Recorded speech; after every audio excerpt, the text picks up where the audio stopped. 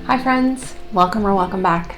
My name's Angel, and today we're going to be thrifting and DIYing our way to a creation inspired by one of my very favorite designers and her team out of Arizona.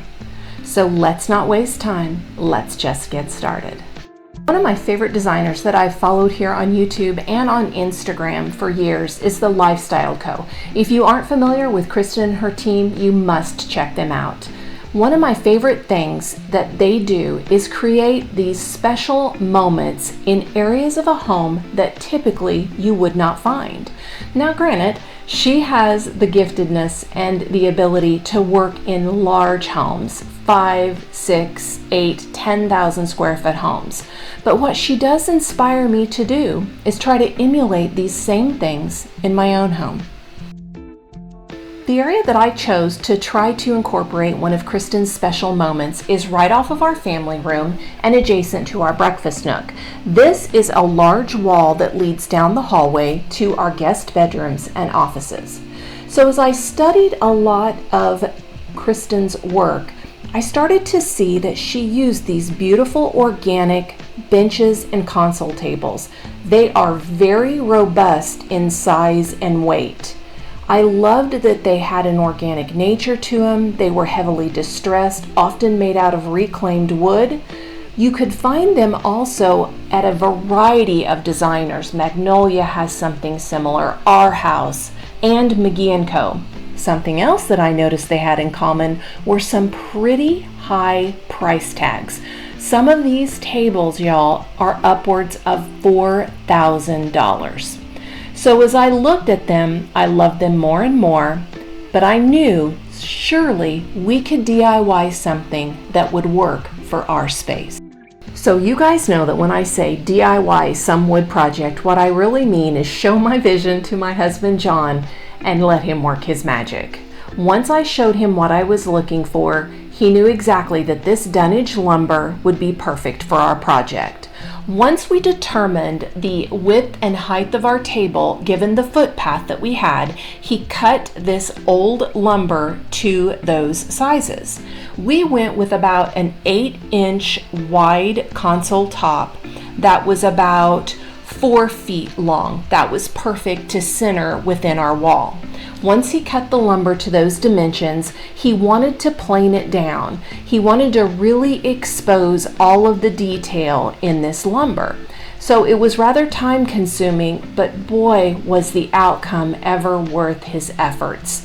Once he had all of those pieces planed down, he laid them on this large plastic table or pallet area and glued them together and clamped them with wood glue.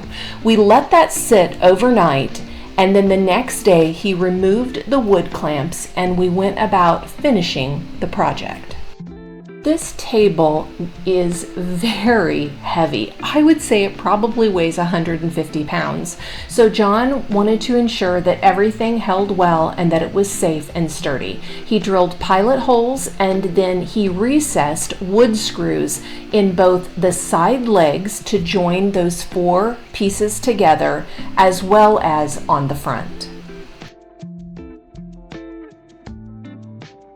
Once everything was screwed together, John took a grinding wheel and went through and knocked off all of the really rough and sharp edges from this lumber. Once we had that done, we used a sanding wheel and went through and just kind of smoothed out all of those areas. Even though he had planed it down, this was very old, exposed lumber, and so it did have a lot of splinter and sharp edges to it. Then that left me with figuring out how to cover the screw holes. So John had collected some of the sawdust and I added Gorilla wood glue to it. What this does is almost make a wood putty out of the exact same material so that when you go to stain, you get a cohesive color with your stain. So you mix that sawdust and the glue together until it forms a paste. And then I used a putty knife and just filled in all of the areas where John had added in screws to secure everything appropriately. So once our wood putty had dried, I went through and lightly sanded those areas and the entire table. This just gave me a nice smooth surface to move on to staining. Prior to staining, I always like to use a wood conditioner. This prepares your wood to accept the stain, and it helps in giving you a good coat and not leaving splotchy or darker areas. So you put this on, you let it sit for about 30 minutes, wipe the excess off, and then you're ready to stain. So that's exactly what I did. The color of stain that I'm using here is a Minwax normal stain in the color Fruit Wood. I picked this color specifically because it mimics a color that's in our wood flooring. And this is how it turned out after it had been stained. So I let that sit out and dry, and then I was ready to bring it in. This table is so heavy, like I said, so we applied felt padding to the bottom so that it slides easily on our floor. And it fit the space, as you can see, absolutely perfectly. So now we have our table. Let's start with the decorative accessories. When I was at Goodwill one day last week, I came across these two Pottery Barn vases. This smaller one retailed for $39.50. It still had the tag on it. And this much larger one had retailed for $59.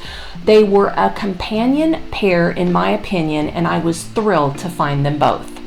The smaller vessel was easy. All it needed was a good clean.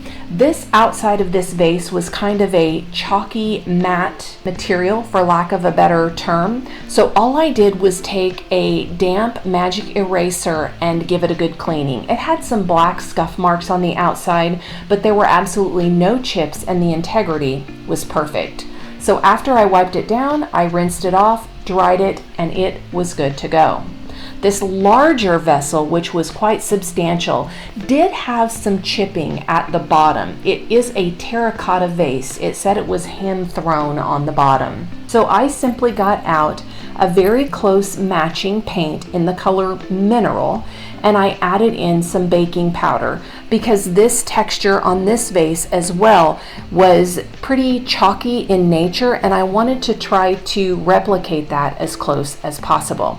So after mixing the paint and that together, I simply dabbed it on in the areas where it looked like the vase had been chipped or broken off. And I just covered up the terracotta, blending it in all the way around the vase. I did let this dry and go in with a couple coats because I wanted to make sure that none of that terracotta would bleed through the paint later on. Once I had the sides done, I flipped it over and paid special attention to the bottom so that if you were looking at a lower angle, you would not see that terracotta. When you're looking to find designer items, don't forget that Facebook Marketplace is another great resource. I recently picked up a pair of black wall sconces for $30. These are still available online from Z Gallery for over $40 a piece. And the last and final thing that I absolutely love is the unexpected ways that Kristen and her team use mirrors. So now let's put it all together. I did purchase my mirror from Hobby Lobby just to ensure that I got the absolute perfect size for our console table. And after hanging our mirror, I added in our Facebook Marketplace find Aspar wall sconces. I love that I have the option here to use real candles to burn, or I can simply put in LED timer candles like I did this time. Then I decided to place both of the vases on the left side of the console table. You see me adding in, and this is a tip, just plastic recycled bags.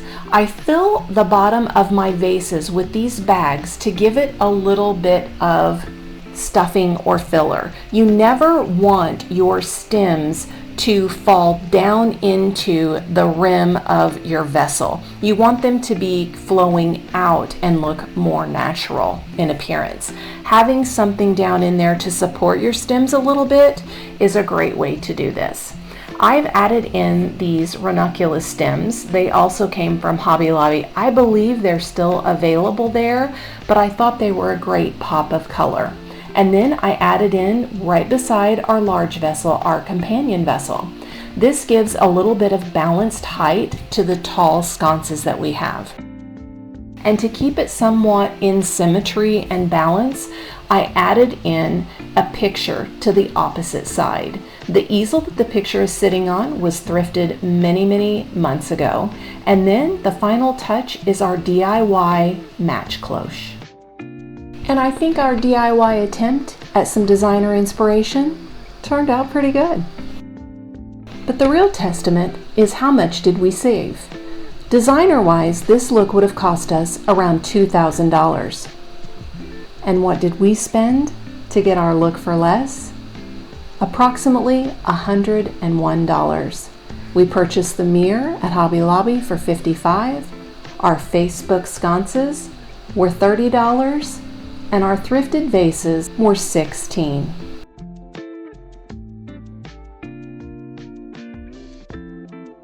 Let this be a gentle reminder not to let your budget define your design.